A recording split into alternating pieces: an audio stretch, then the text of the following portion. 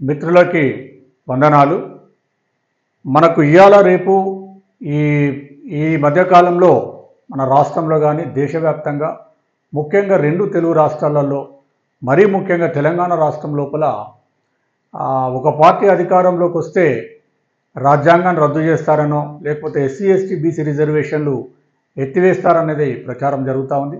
దాని మీద వివిధ అంటే ఇరు రాజకీయ పార్టీలు వాటి కేంద్రంలో అధికారంలోకి రావాలనుకున్నటువంటి కూటములు పార్టీలు ఎవరికి వారు మేమే ఎస్సీ ఎస్టీ బీసీ రిజర్వేషన్లకు రక్షణ, మేమే రక్షణ కల్పిస్తున్నాము, రద్దు చేసే పరిస్థితి లేదనేది పెద్ద చర్చ జరుగుతూ ఉన్నది. ఈ సందర్భంగా చాలామంది విద్యార్థులు, ఉద్యోగ సంఘాలు, ఉద్యోగ మిత్రులు, నాయకులందరూ కూడా సార్ మనకు అసలు ఈ ఎస్సీ ఎస్టీ బీసీ రిజర్వేషన్లు రద్దు చేయడం అనేది సాధ్యమవుతుందా, సాధ్యం కాదా, అసలు రాజ్యాంగంలో ఉన్నటువంటి ప్రొవిజన్స్ ఏ విధంగా ఉన్నాయి, వాటి మీద కొంత వివరణ ఇవ్వండి అని చాలామంది మెసేజ్ చేయడం జరుగుతుంది. ఈ సందర్భంగా క్లుప్తంగా ఇప్పుడు అసలు ఎస్సీ ఎస్టీ బీసీ రిజర్వేషన్లు అసలు కాన్స్టిట్యూషన్ అమల్లోకి వచ్చిన తర్వాత ఏ విధంగా రాజ్యాంగంలో ఆర్టికల్స్ను పొందుపరిచారు, అసలు నష్టం ఎవరికి జరిగింది, అవి రద్దుకు ఆస్కారం ఉందా లేదా అనే అంశాల మీద గౌరవ సుప్రీంకోర్టు ప్రధానమైనటువంటి కేసు Kesavananda Bharati versus state of కేరళలో ఆ కేసు తీర్పు ఏ విధంగా చెప్పింది, basic structure of the constitution మీద, అంటే రాజ్యాంగ మౌలిక సూత్రాలను మార్చే విధంగా ఏ రాజ్యాంగ సవరణ అయినా చెల్లదు, రాజ్యాంగాన్ని మారుస్తా అంటే కూడా కుదరదని చెప్పేసి చాలా స్పష్టంగా అయినటువంటి 13 మంది జడ్జిల రాజ్యాంగ ధర్మాసనం తెలియజేసింది. స్పష్టమైనటువంటి తీర్పు ఉంది. ఈ సందర్భంగా అసలు రాజ్యాంగము అమల్లోకి వచ్చిన నాటి నుంచి చూద్దాం ఇది, ఎందుకంటే ఇది కాన్స్టిట్యూషన్ ఎరా.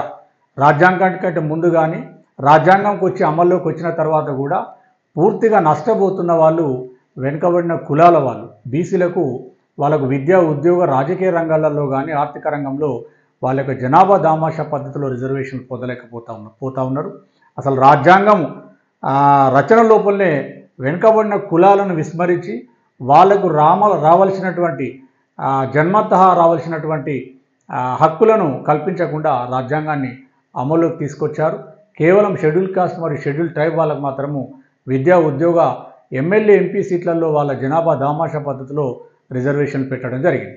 మరి ఇలాంటి తరుణంలో ముఖ్యంగా ఈ రెండు తెలుగు రాష్ట్రాలలో కానీ కేంద్రం అంటే భారతీయ దేశవ్యాప్తంగా కూడా వెనుకబడిన కులాలకు సంబంధించినటువంటి విద్యార్థులు, మేధావులు, ఉద్యోగులు అందరూ కూడా రాజ్యాంగాన్ని చదవాల్సినటువంటి అవసరం ఉన్నది.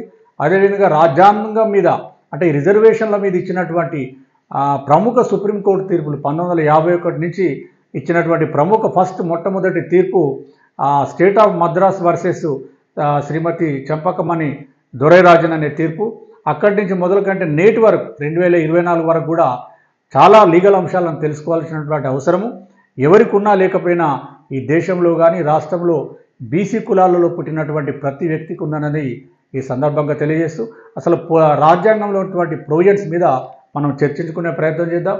దయచేసి మిత్రులు మన ఛానల్ని సబ్స్క్రైబ్ చేయనట్లయితే అందరూ కూడా సబ్స్క్రైబ్ చేయండి, వీడియోని లైక్ చేయండి, మరి అన్ని గ్రూపులలో ఈ వీడియోని షేర్ చేయాలని విజ్ఞప్తి చేస్తూ మనకు మొట్టమొదటిసారిగా మనకు కాన్స్టిట్యూషన్ అంటే స్వాతంత్ర ఉద్యమం అనంతరము 1947లో 15 ఆగస్టు రోజు మనకు స్వాతంత్రం దేశానికి సిద్ధించింది.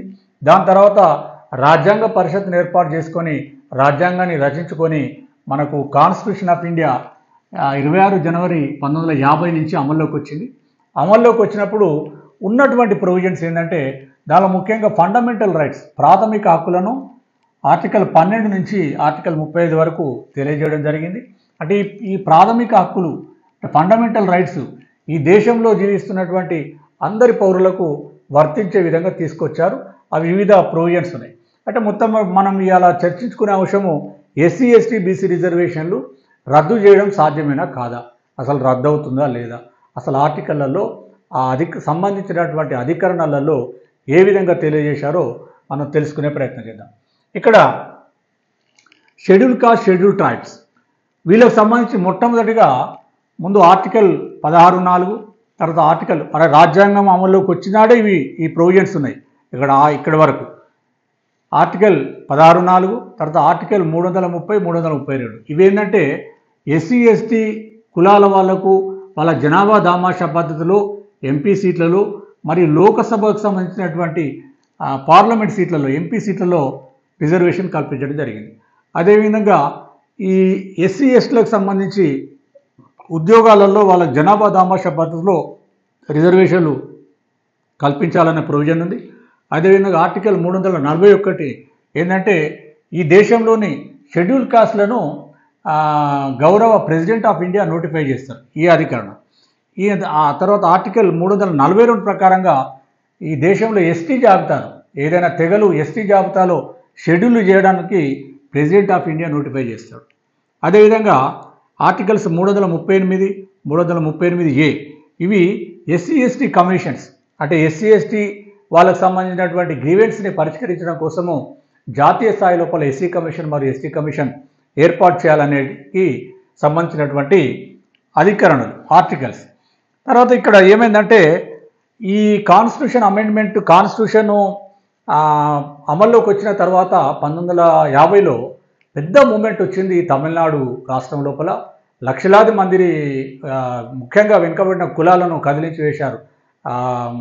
మహనీయుడు పెరియార్ రామస్వామి గారు లక్షలాది మందిని కదిలించి వేసి ఇలా రాజ్యాంగంలో ఆనాడు తీసుకొచ్చినటువంటి రాజ్యాంగంలో వెనుకబడిన కులాలకు సంబంధించి అంటే దేశంలో 50% పైగా జనసంఖ్య కలిగినటువంటి కులాలకు ఎలాంటి హక్కులు కల్పించలేదు.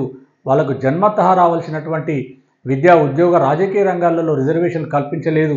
అసలు బీసీ కులమే లేదని రాజ్యాంగంలో రాశారని పెద్ద ఎత్తున మూమెంట్ తీసుకొచ్చినప్పుడు ఆనాడు నెహ్రూ ప్రభుత్వం ఆనాడు మహాత్మా గాంధీ గారు నెహ్రూ ప్రభుత్వము ఆనాడు డాక్టర్ బిఆర్ అంబేద్కర్ న్యాయశాఖ మంత్రిగా ఉండి వారు కూడా ఈ దేశవ్యాప్తంగా అంటే తమిళనాడు యొక్క ఉద్యమము దేశ రాజకీయాలను ప్రభావితం చేసి వెంటనే మరి వెనుకబడిన కులాలకు ఏదో రకంగా కేంద్ర ప్రభుత్వం రిజర్వేషన్లు కల్పించకపోయినా ఏదో రకంగా వాళ్ళకు రాష్ట్ర ప్రభుత్వాలైనా వాళ్ళకు రిజర్వేషన్లు కల్పించాలంటే విద్యా ఉద్యోగాలలో తప్పని పరిస్థితి లోపల మొట్టమొదటి రాజ్యాంగ సవరణ ద్వారా ఆర్టికల్ 15(4)ను చేర్చడం జరిగింది. మరి రాజ్యాంగం అమలుకి వచ్చినప్పుడు వెనుకబడిన కులాలకు ఏముందంటే కేవలం ఆర్టికల్ 340 మాత్రమే. ఇదేం చెప్తుందంటే దేశవ్యాప్తంగా ఉన్నటువంటి ఇప్పుడు బీసీలను ఏమంటారు చాలా ప్రమాదకరంగా చెప్తా ఉన్నారు. ఎస్సీ అంటే షెడ్యూల్ కాస్ట్ అంటారు, కులాలు అంటే షెడ్యూల్డ్ చేయబడినటువంటి కులాలు. ఎస్టీ అంటే షెడ్యూల్ ట్రైబ్స్, షెడ్యూల్డ్ చేయబడినటువంటి తెగలు అంటే వాళ్ళ కులానికి తెగకి రాజ్యాంగంలో అస్తిత్వం గుర్తింపు లభించింది. కానీ వెనుకబడిన కులాలకు ఏం చేసిండ్రు social and education backward classes అన్నారు. ఈ ఆర్టికల్ 340 ఏం చెప్తుందంటే కేంద్ర ప్రభుత్వము అంటే రాష్ట్రపతి కేంద్ర ప్రభుత్వ రికమెండేషన్ ఆధారంగా గౌరవ రాష్ట్రపతి ఈ దేశంలో ఉన్నటువంటి సామాజికంగా విద్యాపరంగా వెనుకబడిన తరగతుల కోసము జాతీయ స్థాయిలో కమిషన్ వేసి ఆ కమిషన్ ఇచ్చినటువంటి రిపోర్టుని పార్లమెంటు అమలు చేయాలని చెప్పింది. అంటే మొత్తం వెనుకబడిన కులాలకు సంబంధించినటువంటి హక్కులను గాలిలో దీపంలాగా కేవలం ఒక్క ఆర్టికల్ పెట్టి తూతు మంత్రంగా రాజ్యాంగాన్ని అమలుకి తీసుకొని రావడం జరిగింది. అప్పుడు తమిళనాడులో జరిగినటువంటి పెరియార్ రామస్వామి నాయకత్వంలో జరిగిన ఉద్యమాలు, తర్వాత దేశవ్యాప్తంగా కర్పూరి ఠాకూర్ కానీ ఆనాడు ఉన్నటువంటి సీనియర్ నాయకులు ఈ బీసీ రిజర్వేషన్ల కోసం కొట్లాడినప్పుడు మొట్టమొదటి రాజ్యాంగ సవరణ ద్వారా ఆర్టికల్ 15(4) చేర్చారు. ఆర్టికల్ 15(4) ఏం చెప్తా ఉన్నది సామాజికంగా విద్యాపరంగా వెనుకబడిన తరగతులకు విద్యా ఉద్యోగాలలో రిజర్వేషన్ కల్పించాలని అది ఆ ప్రొవిజన్ పెట్టింది. అప్పటి నుంచి కూడా అలా రిజర్వేషన్ అమలు కాలే 1951 నుంచి కూడా. ఎందుకంటే ఈ కులమని చెప్తలేదు బీసీలను కులంగా చెప్తలేదు కాబట్టి ఈ కులపరమైన రిజర్వేషన్ చెల్లదని చాలా రాష్ట్రాలలో బీసీ రిజర్వేషన్ పెట్టడం కొట్టేయడం జరిగింది. కానీ ఎస్సీ ఎస్టీ వర్గాల వారికి స్పష్టమైనటువంటి ఆర్టికల్స్ ఉన్నాయి కాబట్టి రాష్ట్రపతి వాళ్ళ జాబితాలను ప్రకటించి రిజర్వేషన్లు ఎప్పటి స్వాతంత్రం కంటే ముందే 1935 అంటే ఇండియన్ యాక్ట్ 1935 ప్రకారం స్వాతంత్రం వచ్చిన తర్వాత రాజ్యాంగం అమల్లోకి వచ్చిన తర్వాత కూడా వాళ్ళకు స్పష్టంగా రిజర్వేషన్లు అమలు జరుగుతూ ఉన్నాయి.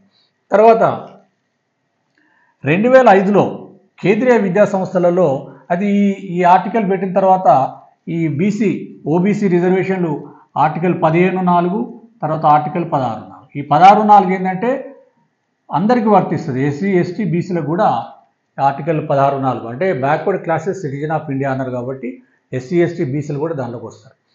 వీటిని ఆధారంగా చేసుకొని కేంద్ర ప్రభుత్వం లోపల మొదటి జాతీయ బీసీ కమిషన్ వేసారు. దాన్ని బుట్టదాఖలు చేసిన ఆనాడు ఉన్నటువంటి ప్రభుత్వం, కేంద్ర ప్రభుత్వము. తర్వాత మండల్ కమిషన్ తీసుకొచ్చిండ్రు, దాన్ని కూడా కోల్డ్ స్టోరేజ్లో పెట్టిండ్రు. 1990లో ఈ జనతాదళ్ ప్రభుత్వం, అంటే ఈ బీజేపీ కాంగ్రెస్ ఏతర ప్రభుత్వం ఏర్పడినప్పుడు వాళ్ళు కేంద్ర ప్రభుత్వ ఉద్యోగాలలో 27% ఓబీసీ రిజర్వేషన్ను, అంటే 1993 నుంచి దాని మీద కూడా సుప్రీంకోర్టులో కేసులు పడినాయి. సుప్రీంకోర్టు ఈ Indra Sawhney versus union of India కేసులో తీర్పు ఓబీసీ రిజర్వేషన్లకు అనుకూలంగా ఇచ్చినాక రిజర్వేషన్లు అమలవుతా ఉన్నాయి. అప్పుడు ఈ కేంద్రంలో మరి రాష్ట్ర ప్రభుత్వాలు, ఎందుకంటే ఈ ఆర్టికల్ 15(4) పెట్టింది కాబట్టి ఏ రాష్ట్రానికి ఆ రాష్ట్రము రాష్ట్ర స్థాయి బీసీ కమిషన్ ఏర్పాటు చేసుకొని అక్కడక్కడ సక్సెస్ అయిపోయి కోర్టులలో కేసులను కూడా అధిగమించిన తర్వాత 1965, 1970 తర్వాత తమిళనాడు కానీ ఆంధ్రప్రదేశ్ కానీ ఇంకా కొన్ని రాష్ట్రాలలో రిజర్వేషన్లు బీసీలకు దక్కినాయి. అయితే తర్వాత మరి కేంద్రీయ విద్యా సంస్థలలో ఓబీసీలకు రిజర్వేషన్ లేవు. మరి అప్పుడు ఆనాడు 2005లో 93వ రాజ్యాంగ సవరణ ద్వారా ఆర్టికల్ 15(5) చేర్చడం వల్ల కేంద్రీయ విద్యా సంస్థలలో కూడా బీసీలకు రిజర్వేషన్లు వచ్చినాయి. వాళ్ళకు 2008 నుంచి అమలవుతా ఉన్నాయి. మళ్ళీ అది కూడా సుప్రీంకోర్టులో కేసు వేశారు. ఆ సుప్రీంకోర్టులో కూడా అనుకూలంగా తీర్పు వచ్చినప్పుడు చేసింది. ఇప్పుడు మొదటి రాజ్యాంగ సవరణ కాంగ్రెస్ పార్టీ ఆధ్వర్యంలో జరిగింది. రెండవ రాజ్యాంగ సవరణ 2005లో, 93వ రాజ్యాంగ సవరణ కాంగ్రెస్ పార్టీ ఆధ్వర్యంలో జరిగింది. అదేవిధంగా మరి ఇంకా వీళ్ళకు 1992, 93లో 73, 74 రాజ్యాంగ సవరణ ద్వారా ఆర్టికల్ 243ను చేరుస్తూ ఎస్సీ, ఎస్టీ, బీసీలకు అదేవిధంగా మహిళలకు కూడా స్థానిక సంస్థలైనటువంటి గ్రామ పంచాయతీలు, ఎంపీటీసీ, జెడ్పీటీసీ, జిల్లా పరిషత్, మున్సిపాలిటీసు వీటిలలో కూడా రిజర్వేషన్లు వచ్చినాయి. కానీ విద్యా ఉద్యోగాలను ఒక రకంగా చెప్తారు బీసీలకు, మరి స్థానిక సంస్థలలో ఇంకొక రకంగా చెప్తా ఉన్నారు. మనం ఆ రిజర్వేషన్ గురించి మనం మాట్లాడతలేం కాబట్టి ఇప్పుడు విద్యా ఉద్యోగాలకు సంబంధించినటువంటి ఎస్సీ, ఎస్టీ, బీసీ రిజర్వేషన్ల గురించి మాట్లాడదాం. మరి 2018లో మరి బీజేపీ పార్టీ ఆధ్వర్యంలో 102వ రాజ్యాంగ సవరణ తీసుకొస్తూ ఎన్నడూ లేని విధంగా ఈ 3 ఆర్టికల్స్ని చేర్చడం జరిగింది. 3 ఆర్టికల్, ఒకటేమో జాతీయ బీసీ కమిషను బీసీల కోసం వేసేది ఒకటి, అంటే రాజ్యాంగబద్ధంగా. అదేవిధంగా 342 ఏంటంటే కేంద్ర ఓబీసీ జాబితాను కేంద్ర ప్రభుత్వము రాష్ట్రపతి ఆమోదం తెలుపుతూ ఓబీసీ జాబితాను ప్రకటించే అవకాశం ఉంది. మరి అదేవిధంగా రాష్ట్రాలకు సంబంధించినటువంటి బీసీ జాబితాను రాష్ట్రానికి సంబంధించినటువంటి గవర్నరు ప్రకటించే విధంగా ఉంది. రాజ్యాంగంలో 2018 వరకు కూడా సోషల్ అండ్ ఎడ్యుకేషన్ బ్యాక్వర్డ్ క్లాసెస్కు డెఫినేషన్ లేదు, నిర్వచనం లేదు. ఇది 26C 366 లోపల అది స్పష్టమైనటువంటి డెఫినేషన్ చెప్పడం జరిగింది. Social and education backward classes ఎవరైతే రాష్ట్రపతి ఆమోదంతో గుర్తింపు పొందుతారో వాళ్ళు మాత్రమే బీసీ అని చెప్పడం జరిగింది. అదేవిధంగా మళ్ళీ 2019లో బీజేపీ పార్టీ ఆధ్వర్యంలో 103వ రాజ్యాంగ సవరణ ద్వారా ఆర్టికల్ 15, ఆర్టికల్ 16(6) ద్వారా ఈడబ్ల్యూఎస్ కోటాను, అంటే అగ్ర కులాల్లోని ఉన్నత కులాల్లోని ఆర్థికంగా బలహీన వర్గాలకు, బలహీనంగా ఆర్థిక పేదలకు 10% రిజర్వేషన్ కల్పించడం జరిగింది. అదేవిధంగా ఇంకా మహిళలకు కూడా ఎమ్మెల్యే, ఎంపీ సీట్లలో 33.33%, 1/3 సీట్స్ని ఎమ్మెల్యే, ఎంపీ సీట్లను ఇది బీజేపీ పార్టీ ఆధ్వర్యంలో తీసుకొని రావడం జరిగింది. ఈ రకంగా కేంద్రంలో ఉన్నటువంటి ప్రభుత్వాలు అసలు రాజ్యాంగం అమల్లోకి వచ్చిన తర్వాత రిజర్వేషన్లు బీసీలకు లేవు. ఒకదాని తర్వాత ఒకటి ఈ బీసీలలో చైతన్యం పెరిగిన కొద్దీ బీసీ నాయకులు కానీ లేకపోతే బీసీ సంఘాలు ఉద్యమాలకు ప్రభావితమై ఈరోజు కొన్ని రాజ్యాంగ సవరణ ద్వారా మాత్రమే మన ముఖ్యంగా వెనుకబడిన కులాలు ఈరోజు పొందినాయి. కానీ ఇంకా రాజ్యాంగ సవరణ చేసి విద్యా ఉద్యోగాలలో కానీ రాజకీయ రంగంలో జనాభా దామాషా పద్ధతిలో బీసీలకు వాటా ఇవ్వాల్సినటువంటి అవసరం ఉన్నది. ఎందుకంటే నిచ్చెన మెట్ల కుల వ్యవస్థలో మనకు అర్థమవుతూ ఉన్నది ఏంది, అయితే రిజర్వేషన్లు ఉంటే తప్ప వెనుకబడిన కులాల యొక్క ప్రాతినిధ్యం పెరిగే అవకాశం లేదు. ఎందుకంటే ఇది కులస్వామ్యంగా నడుస్తూ ఉంది కాబట్టి తప్పకుండా కులపరమైనటువంటి రిజర్వేషన్లు అవసరం అనేది అందరూ గుర్తించాలా. ముఖ్యంగా వెనుకబడిన కులాల వాళ్ళు ఇప్పటికైనా చైతన్యం కావాల్సినటువంటి అవసరం ఉన్నది. మరి ఇవే ఫండమెంటల్ రైట్స్ లోపల మనం చెప్పుకున్న ఆర్టికల్ 15 కానీ ఆర్టికల్ 16 కానీ ఫండమెంటల్ రైట్స్ కిందకు వస్తూ ఉన్నాయి. కానీ ఆర్టికల్ 15 కానీ ఆర్టికల్ 16 ఏం చెప్తున్నది? Opportunities in public employment. ఎప్పుడు అడిక్వేట్ రిప్రజెంటేషన్ లేనప్పుడే, అంటే ఏ వర్గాల యొక్క ప్రాతినిధ్యం లేనట్లయితే మాత్రమే వాళ్ళకి రిజర్వేషన్ కల్పించాలని. మరి అదే ఫండమెంటల్ రైట్ లోపల ఈ right to speech, right to expression కానీ, రైట్ స్వేచ్ఛగా జీవించే హక్కు, లేకపోతే రైట్ టు ఎడ్యుకేషన్, ఇవి ఏంటంటే అన్ని కామన్ ఆల్ సిటిజన్స్కి వర్తిస్తాయి. కానీ ఆర్టికల్ 15, 16 మాత్రము కేవలం backward classes of citizens of India, అంటే ఎస్సీ, ఎస్టీ, బ్యాక్వర్డ్ బీసీలకు మాత్రమే ఆ రెండు అధికరణలు చెప్తా ఉన్నాయి. ఆ అధికరణలు చెప్తున్నది ఏంటంటే చాలా స్పష్టంగా ఎస్సీ కులాలు కానీ, ఎస్టీ కులాలు కానీ బీసీ కులాలుగా గుర్తించినప్పటికీ బీసీలను ఏమంటున్నారు? Social and educational backward classes అని చెప్తా ఉన్నారు. అది ప్రమాదకరంగానే ఉన్నది. ఈ క్లాసెస్ అనే పదాన్ని క్యాస్ట్గా మార్చవలసినటువంటి అవసరం ఉన్నది. లేకపోతే వీళ్ళకి క్రిమినల్ సమస్య పోదు. కులగణన చేయాలంటే కూడా, అంటే బీసీ కులాల యొక్క గణాంకాలు చేయాలన్నా కూడా ఈ రాజ్యాంగంలో ఉన్నటువంటి లొసుగులు, మైనస్ పాయింట్స్ నేడు అడ్డుగా ఉన్నాయి. మరి ఈ రకంగా మనకు రాజ్యాంగం ఏం చెప్తా ఉన్నది? ఆర్టికల్ 15, 16 ప్రకారంగా విద్యా ఉద్యోగాలలో రిజర్వేషన్లు వచ్చినాయి కాబట్టి ఈ రిజర్వేషన్లు ఎంతకాలం రద్దు చేస్తారంటే రద్దు చేసే అవకాశం లేదు. ఎవరైనా రాజకీయ పార్టీ నాయకులు రాజకీయ పరంగా ఎన్నికలలో వ్యూహంగా వీటిని ఈ అంశాలను తెర మీదకి తీసుకొచ్చి ప్రజలను కొంత అయోమయంలోకి నెట్టే పరిస్థితి కానీ ఈరోజు ముఖ్యంగా మేధావులు కానీ, బీసీ కులాలు, బీసీలు అందరూ కూడా ఆలోచన చేయాలి. ఈ రాజ్యాంగం ఎందుకు రిజర్వేషన్లు ఎప్పుడు రద్దు చేసే అవకాశం అయితే లేదు. ఈ దేశంలో కుల వ్యవస్థ ఉన్నంత కాలము, కులాల మధ్య అంతరాలు ఉన్నంత కాలము, ఏదైతే ఎస్సీ, ఎస్టీ, బీసీలకైతే, ఎస్సీ, ఎస్టీలకైతే చాలా స్పష్టంగా ఉండేది, అది తీసే పరిస్థితే లేదు. ఇంకా ఉన్న సమస్య అంటే బ్యాక్వర్డ్ క్లాసెస్. ఈ దేశంలో కుల వ్యవస్థ ఉన్నంత కాలము, కులాల మధ్య అంతరాలు ఉన్నంత కాలము, ఈ ఎస్సీ, ఎస్టీ, బీసీల యొక్క ప్రాతినిధ్యం లేనంత కాలం విద్యా ఉద్యోగాలు కానీ, లేకపోతే లోకల్ బాడీస్ కానీ అంతకాలం కూడా రిజర్వేషన్ కొనసాగుతాయి. ఇంకా ఈ రాజ్యాంగాన్ని సవరణలు తీసుకొచ్చి వెనుకబడిన కులాలకు అన్ని రంగాలలో జనాభా దామాషా పద్ధతిలో న్యాయం చేయాల్సినటువంటి అవసరం ఉన్నది. ఈరోజు జాతీయ రాజకీయ పార్టీలు కూడా అదే దిశగా ఆలోచించి ఆ విధంగా వెనుకబడిన కులాలకు న్యాయం చేస్తారని ఆశిస్తూ, మరి ఎందుకంటే అంత ఈజీగా ఓటు బ్యాంకు రాజకీయాలు, ఓట్ల కోసమే, ఓట్లు సీట్ల మీదనే నడుస్తూ ఉంది కాబట్టి ఈరోజు అన్యాయానికి గురవుతున్నటువంటి వెనుకబడిన కులాలు చైతన్యవంతంగా ముందుకు పోవాల్సినటువంటి అవసరమని తెలియజేస్తూ, ఇంకా కేశవానంద భారతి గురించి ఈ 13 మంది జడ్జిల రాజ్యాంగ ధర్మాసనం 24 ఏప్రిల్ 1974లో ఒక తీర్పు, హిస్టారికల్ జడ్జిమెంట్ ఇవ్వడం జరిగింది. ఈరోజు ఆ తీర్పు దేశంలో ప్రామాణికంగా తీసుకుంటా ఉన్నాయి అన్ని కోర్టులు, హైకోర్టులు కానీ ఏ కోర్టు కూడా. ఏం చెప్తా ఉన్నది? రాజ్యాంగ మౌలిక సూత్రాన్ని మార్చే ఎలాంటి రాజ్యాంగంలో చేసే మార్పులు కానీ, సవరణలు కానీ చెల్లవని చెప్పేసింది. అంత ఖరాఖండిగా ఆ తీర్పు చెప్తా ఉన్నది. అంటే బేసిక్ స్ట్రక్చర్ ఆఫ్ ద కాన్స్టిట్యూషన్ని ఎవరు కూడా చేంజ్ చేయలేరు, చేంజ్ చేయడానికి వీలు లేదు. ఒకవేళ చేసినట్లయితే అది చెల్లదని కూడా గౌరవ సుప్రీంకోర్టు ఆనాడే 1974లో చెప్పింది. కాబట్టి ఇటీవల కాలంలో మనం చూసినాము, కేంద్రంలో బీజేపీ పార్టీ అధికారంలోకి వచ్చిన తర్వాత జ్యుడిషియల్ కమిషన్ తీసుకొచ్చే రాజ్యాంగ సవరణ చేసింది. కానీ ఆ సవరణను గౌరవ సుప్రీంకోర్టు కొట్టివేయడం జరిగింది. కాబట్టి ఎస్సీ, ఎస్టీ, బీసీ రిజర్వేషన్లకు ఈ దేశంలో కుల వ్యవస్థ ఉన్నంత కాలము, కులాల మధ్య అంతరాలు ఉన్నంత కాలము, విద్యా ఉద్యోగ రాజకీయంలో వీళ్ళ యొక్క ప్రాతినిధ్యం లేనంత కాలము రిజర్వేషన్లు కొనసాగుతాయని ఆశిద్దాం. Thank you.